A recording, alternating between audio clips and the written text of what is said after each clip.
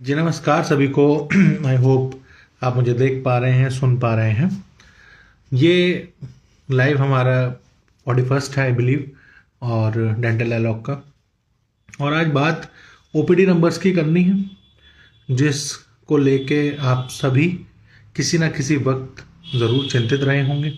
और बिल्कुल हम नहीं चाहेंगे कि आप चिंतित रहें। कोई भी नहीं चाहता कि वो अपने ओपीडी नंबर्स को लेके, क्लिनिक पे पेशेंट की फुटफॉल को लेके बिल्कुल भी चिंतित रहे।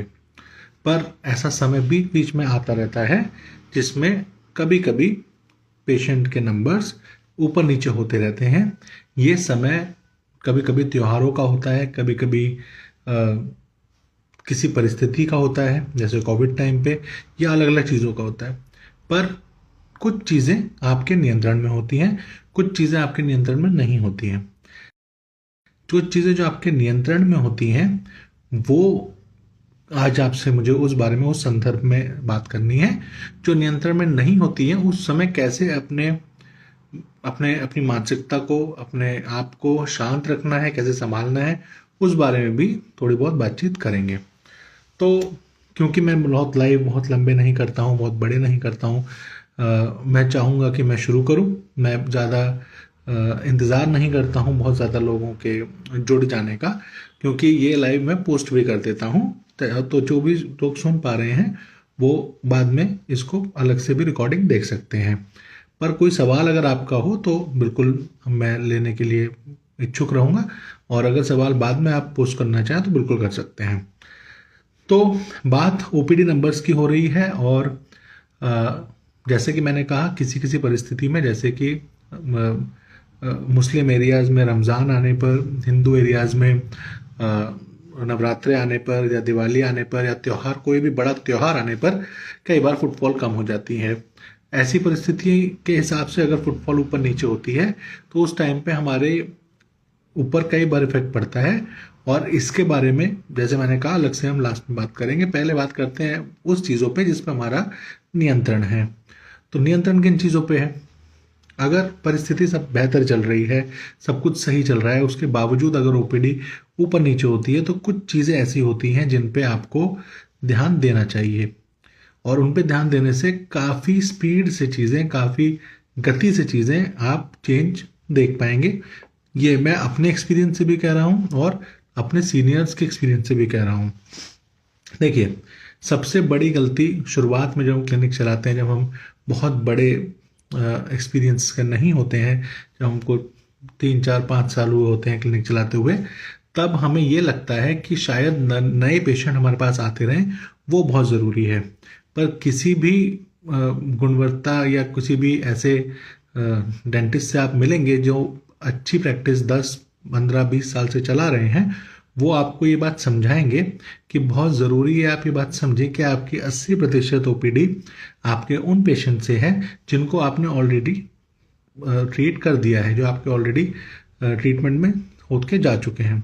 अगर आप उनका ध्यान नहीं रख पाते हैं किसी भी कारणवश, तो बाकी की जो 20% ओपीडी, जो नए पेशेंट्स हैं, वो आपके प्रैक्टिस को नहीं चला पाएंगे। क्योंकि 80% ओपीडी में क्यों कह रहा हूँ? क्योंकि अगर 50 लोग भी हैं, वो 50 लोग खुद तो आएंगे ही आएंगे, परिवार को, दूसरे लोगों को भेजेंगे, जिससे 80% आपकी ओपीडी बन जाएगी।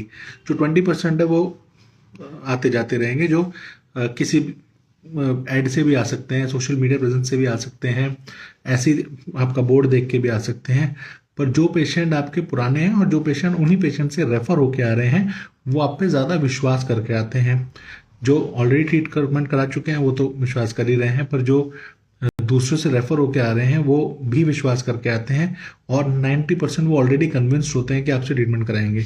तो आप चाहेंगे कि ऐसे पेशेंट्स आपके पास ज़्यादा रहें, ऐसी ओपीडी ज़्यादा रहे जो आप पे विश्वास कर रही है, जो आपसे ज़्यादा तर्क नहीं करेगी, ज़्यादा आपसे बार्गेनिंग नहीं करेगी, ज़्यादा आपसे आपके ट्रीटमेंट प्लान पे विश्वास करेगी, और आपके लिए एक अच्छा पेशेंट साबित होंगे। तो आप चाहेंगे कि ऐसे पेशेंट्स बढ़े, राइट? तो इसके लिए बहुत ज़रूरी होता है, अब आप बोलेंगे कि ऐसा क्या करना है, उनका हमने अच्छा ट्रीटमेंट कर दिया, हमने अच्छे से उनको विदा किया क्लिनिक से, उनको इज्जत बख्शी और हर चीज़ सही से करी, और अब हमें क्या करना चाहिए? देखिए, पेशेंट एक बार क्लिनिक से चला जाता है वो ऑब्वियसली बहुत ज़रूरी था कि जब क्लिनिक पे पेशेंट आए तो वो हर चीज़ नोट करे, हर चीज़ देखता है सब कुछ सही है, और उसके बाद वो ट्रीटमेंट लेके आपसे चला जाता है। पर एक चीज़ जो मेरे को बहुत काम आई है और हो सकता है आप लोगों को भी बहुत काम आए, उस पर काम कीजिएगा।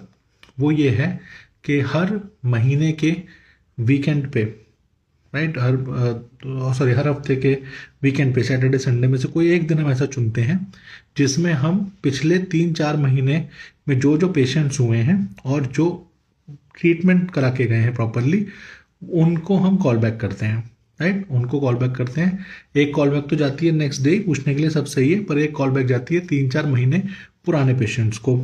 तो उनसे पूछा जाता है कि आपको इम्प्लांट डाला था, आपको पेन तो नहीं है, कोई दिक्कत तो नहीं है, आपको क्राउन लगा था, कहीं पे कुछ फंस तो नहीं रहा, आपके फीलिंग हुई थी, कोई सेंसिटिविटी, कोई परेशानी तो नहीं है। जो भी इलाज जिस भी मरीज ने कराया है उसके हिसाब से उनसे बात की जाती है।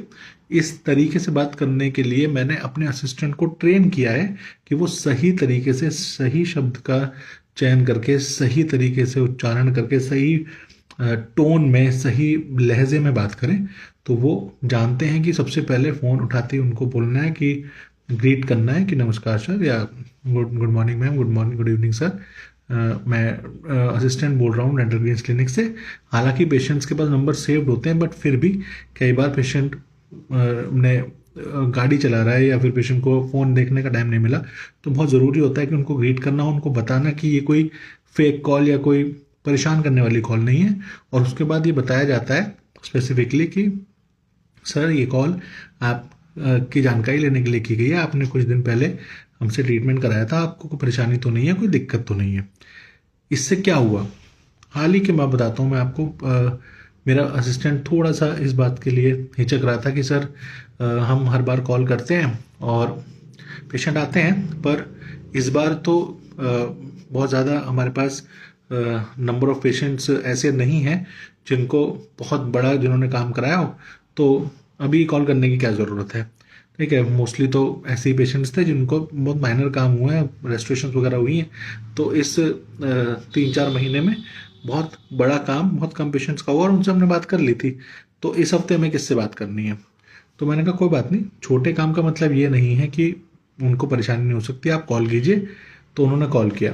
अच्छा, आप छोटे काम वाले पेशेंट सब ने ये बोला कि सब सही है, पर आप ये देखिए कि उस बीच में एक पेशेंट ने बोला अच्छा हाँ वो तो रेस्टोरेशन तो सर ने कर दी थी, बात इम्प्लांट की हुई थी और वो मेरा रह गया था, तो मुझे वो कराने आना है, तो आप बताइए मैं कब आ सकता हूँ। एक वो इम्प्लांट पेशेंट डन अप हुआ। फिर एक और पेशेंट जिसका इम्प्लांट ऑलरेडी डल चुके थे, जो आउटसाइड इंडिया गए थे और वापस आए थे, तो उनसे सिर्फ इतना पूछा गया कि सर कोई दिक्कत तो नहीं, उन्होंने कहा नहीं मुझे थोड़ी परेशानी है। तो हमने उनको बुलाया और देखा तो इम्प्लांट अपनी जगह बिल्कुल सही था और कुछ पॉकेट्स बनी हुई थी, कुछ फिलिंग्स थी। अराउंड 15-20,000 का पेशेंट हमने वो भी किया। तो मैंने फिर अपने असिस्टेंट को बताया कि देखिए ऐसा नहीं सोचना है कि इन पेशेंट्स ने तो बड़ा महंगा काम नहीं कराया, इनसे क्या बात करेंगे। हम आर्थिक स्थिति को या हम हमेशा इकोनॉमिक चीज़ को लेके नहीं कर सकते इस चीज़ को हैंडल, कि हम पहले उससे बात करें जिसने हम पे ज़्यादा इन्वेस्ट किया है, जिसने हमसे ज़्यादा महंगा ट्रीटमेंट कराया है। हर पेशेंट एक ही मानसिकता के साथ आता है कि उसे ठीक होना है, और महंगे सस्ते का हमें नहीं सोचना चाहिए। हमें ये सोचना चाहिए कि हर पेशेंट छोटी से छोटी चीज़ जो करा के गया वो ठीक होने के लिए आया था और वो ठीक हो गया नहीं। और यही सोच के असिस्टेंट ने कॉल किया, यही इसी मानसिकता के साथ हमने कॉल किया और यही मैंने माइंडसेट अपनी टीम का बनवाया। तो अब उन्हें पता लगा कि जब हमने पॉजिटिव माइंडसेट के साथ कॉल किया तो पेशेंट को भी वो फील हुआ कि जब ये फिलिंग के लिए इतना सा सोच रहे हैं तो मेरे इम्प्लांट के लिए कितना सोचेंगे। और हमने कोई उनको खास कन्विंस नहीं किया था इम्प्लांट के लिए, बस बताया था कि यहाँ पे इम्प्लांट डलेगा और वो आके उन्होंने डलवाया। तो इसलिए पहली चीज़, पहला रूल कि जो भी आपके नंबर ऑफ ओपीडीज अभी ऑलरेडी हो चुके हैं, जितने भी हुए हों, उनसे बात कीजिए या फिर अपने असिस्टेंट को, अपने रिसेप्शनिस्ट को उस लायक बनाइए, उस काबिल बनाइए कि वो तरीके से बात को कर सके, राइट।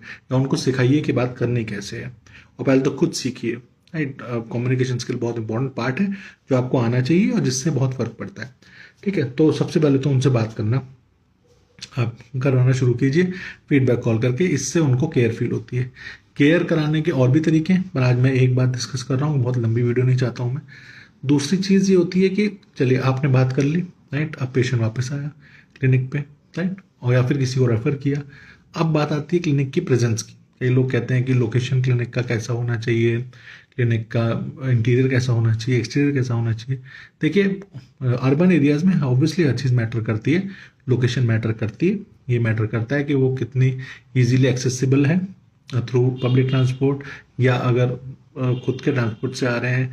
दिल्ली जैसे एरियाज़ में जहाँ बहुत लोगों के पास बहुत सारी गाड़ी होती हैं, तो बड़ी बड़ी गाड़ी खड़ी हो सकती है उस एरियाज़ में, आसपास पार्किंग स्पेस है, व्हील चेयर एक्सेसिबिलिटी है, काफ़ी चीज़ें जिस पे आप धीरे धीरे करके काम कर सकते हैं, राइट। पर जितना हो उसको बेस्ट वर्जन में दीजिए, बेस्ट लाइटिंग कीजिए, बेस्ट जितना आप सिंपली क्लिनिक को सुंदर दिखा सकते हैं, बना सकते हैं, साफ दिखा सकते हैं, बना सकते हैं, उतना बनाइए, राइट। आपके असिस्टेंट से लेकर रिसेप्शनिस्ट तक डिसेंट दिखने चाहिए, उनको बात करना आना चाहिए, उनको पेशेंट को समझाना आना चाहिए, बिठाना आना चाहिए, ग्रीट करना आना चाहिए। ऐसा नहीं होना चाहिए कि उनको 1% भी ऐसा लगे कि वो कंफर्टेबल नहीं है, राइट। तो ये होती है प्रेजेंस क्लिनिक की। इसके बाद आती है प्रेजेंस डॉक्टर की, कि वो कितना डिसेंटली बात कर रहा है, कितना डिसेंटली ड्रेस्ड है, कितना डिसेंटली वो लग रहा है, राइट। वो सारी चीज़ें बाद में आती हैं, राइट। पर सबसे पहले चीज़ आती है कि आपने उनकी केयर कितनी करनी शुरू की पेशेंट्स की, और उन्होंने नए पेशेंट्स भेजने शुरू किए, तो अब आपका रोल आता है। पुराने पेशेंट्स तो आपसे हैप्पी थे ही, पुराने पेशेंट्स से ये एक्सपेक्ट कर रहे होते हैं कि हमें हमारी ट्रीटमेंट को, हर चीज़ इंडिया में people are very smart also, sensitive also, right. India में क्या होता है, मुझे नहीं पता आप में से कितने प्रतिशत लोग ये करते होंगे, पर मैं करता हूँ कि मैं काम उस इंसान के साथ करता हूँ, मेरे पास एसोसिएट या असिस्टेंट या कोई भी वो होते हैं, कंसल्टेंट भी, जो मुझे अच्छे फील करें, जो जिनको जिनको जिनकी एनर्जी मुझे अच्छी लगे। काम ऊपर नीचे चलता है, कोई बहुत बड़ा परफेक्शनिस्ट दुनिया में नहीं है, और दुनिया में तो फिर वो यहीं पे आके काम करे, ज़रूरी नहीं अपना काम कर सकता है। तो काम ऊपर नीचे चलता है, ज़रूरी ये होता है कि इंसान को फीलिंग कैसे आई। तो सेम चीज़ क्लिनिक की भी है, काम ऊपर नीचे चलता है। ऐसा नहीं है कि मैं बहुत एक्सीलेंट आरसीडीज और बहुत एक्सीलेंट, मैं भी वही कर रहा हूँ जो और लोग कर रहे हैं, हो सकता है उनसे कम ही कर रहा हूँ। पर पेशेंट क्यों वापस आता है, क्योंकि उसको आपके बोलने का तरीका, आपका ख्याल रखने का तरीका, आपका बुजुर्ग है तो बाहर तक छोड़ के आने का तरीका, आपके असिस्टेंट ने किस तरीके से उनसे बिहेव किया, आपसे फ़ोन पे कैसे बात की गई, हर चीज़ मैटर करती है। तो इन सब चीज़ों से ओपीडी नंबर्स बढ़ते हैं। अब बात करते हैं उन चीज़ की जो जिस पे आपका नियंत्रण नहीं है। ये तो वो बातें थी जिन पे नियंत्रण है। तो नियंत्रण के लिए फिर से दोहराऊंगा एक बार कि पुराने पेशेंट्स का ध्यान रखें, वही आपके नए पेशेंट्स भी बनेंगे और नए पेशेंट्स लाएंगे भी। दूसरा, अपने क्लिनिक को जितना बेहतर बना सकते हैं ऐसी स्पेस बनाइए, जैसे अपने रूम को आप बनाते हैं ना, कि आपको जाने का मन करता है, आपको बैठने का मन करता है, आपको प्यार व मोहब्बत व शिद्दत होनी चाहिए अपने क्लिनिक से, कि वो फील हो कि इन्होंने ये अपनी वर्क स्पेस बना रखी है। दिखाते हैं ना कॉर्पोरेट जॉब्स में एक छोटा सा डेस्क भी देते हैं, तो वो अपने फैमिली की फ़ोटो लगाते हैं, और जो भी उनको अच्छा लगता है, जो मोटिवेटेड जिससे वो रहते हैं, वो चीज़, वो माहौल उस डेस्क में बना कर रखते हैं। आपके पास तो बहुत बड़ा क्लिनिक है, तो आपको घुसते ही फील होना चाहिए कि ये मेरी स्पेस है, मेरी डेन है, मेरा एरिया है, जहाँ पे मैं आराम से जाऊँगा तो मैं अच्छा प्रोडक्टिव फील करूँगा, और ये दूसरों को भी फील होता है। आपकी प्रेजेंस फील होनी चाहिए आपके क्लिनिक में कि ये डॉक्टर साहब का क्लिनिक है, और उस वही वाइब दे रहा है जैसे डॉक्टर साहब देते हैं, राइट। फिर लास्ट चीज़ होती है कि आपकी वाइब, कि आप कितना खुशनुमा रहते हैं, आप कितने शिद्दत से काम करते हैं, और कितनी जिम्मेदारी से काम करते हैं। वो चीज़ कि माइंडसेट लेके चलना, अपने टीम का भी और अपना भी, सबको सिखाना। जैसे मैंने बताया, मैंने असिस्टेंट को सिखाया कि ऐसे सोचना है, तो सब एक ही तरीके से सोचते हैं, तो एक ही तरीके से आगे बढ़ते हैं। अब एंड करूँगा इस वीडियो को उन चीज़ों पे जिस पे आपका नियंत्रण नहीं होता। कभी कभी ऐसा समय भी आता है जब आपका नियंत्रण नहीं होता चीज़ों पे, जब आप पूरी कोशिश कर रहे होते हैं, फिर भी नंबर ऑफ पेशेंट्स नहीं बढ़ रहे होते, फिर भी आपको लगता है कि मैं अपनी पूरी जान लगा रहा हूँ या लगा रही हूँ, बट वो चीज़ नहीं हो रहा है। आपका विश्वास उठता है, आप एक गहरे धक्के में जाते हैं, आपको लगता है कि आपने इतनी पढ़ाई करी, आपने इतना कुछ किया, पर वो चीज़ नहीं आ पा रही है जो आपने सोचा था, जिसका सपना देखा था।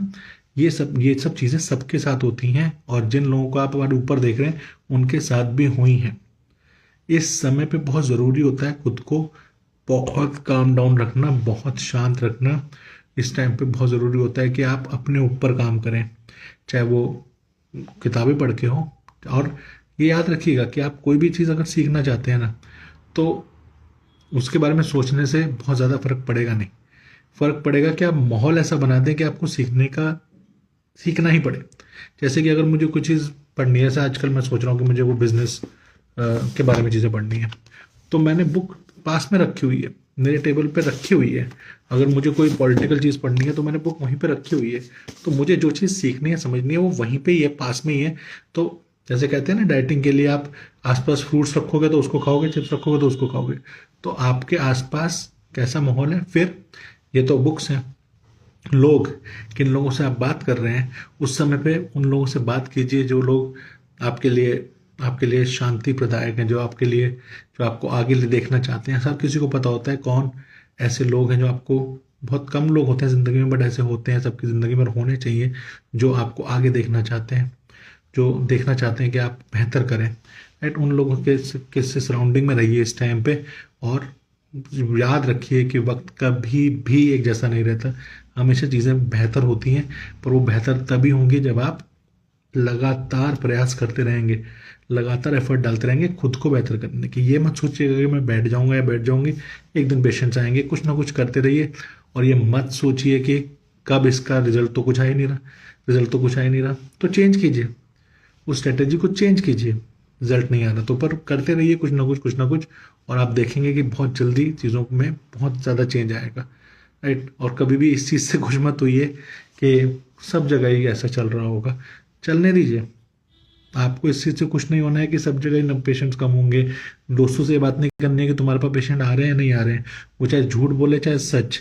बात इस चीज़ की नहीं है कि और जगह पेशेंट आ रहे हैं नहीं आ रहे हैं, बात इस चीज़ की ये है कि ये एक टर्म है लाइफ का, जिसमें आपके पास अभी नंबर ऑफ पेशेंट्स कम है, तो कल बढ़ जाएंगे। आपको मौका है आपके पास बेहतर करने का खुद को। तो दुनिया भर की यूट्यूब, आपके ज़माने में तो यूट्यूब से लेके सब कुछ अवेलेबल है। पढ़िए, जानिए, जिस भी चीज़ में आपको लगता है कि आप में कमी है, चाहे वो छोटी सी क्लास 2 रेस्टोरेशन हो, चाहे वो कोई भी नई चीज़ हो डेंटिस्ट्री में, चाहे एआई हो, जो भी आपको लगता है कि जो बेस्ट कर सकती है, आपके हुनर को निखार सकती है, आपको बेहतर बना सकती है, जिससे आप बेहतर इंसान भी बने और बेहतर आपके पास हर वो चीज़ आए जिसको आप चाहते हैं। जैसे कि आर्थिक चीज़ें आए, सामाजिक चीज़ें आए, बुद्धि आए, जिससे आपके पास जो फेम चाहते हैं फेम आए, जो भी चीज़ आप करना चाहते हैं उस पर वो समय लगाइए, और आप देखेंगे बहुत जल्दी चीज़ें बेहतर होनी शुरू हो जाएंगी। So thank you so much guys, बहुत लंबा लाइव हो गया आज।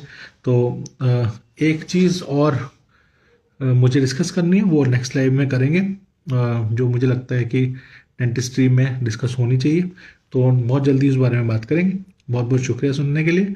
और जो भी चीज़ आपको पूछनी हो, जो भी सवाल आपका हो, प्लीज़ आप डीएम कर सकते हैं, कमेंट कर सकते हैं, या फिर मुझे व्हाट्सअप कर सकते हैं। पूरी कोशिश रहेगी आपको बेहतर बनाने की, खुद को बेहतर बनाने की आपके थ्रू, और ज़िंदगी को बेहतर बनाने की। धन्यवाद सुनने के लिए।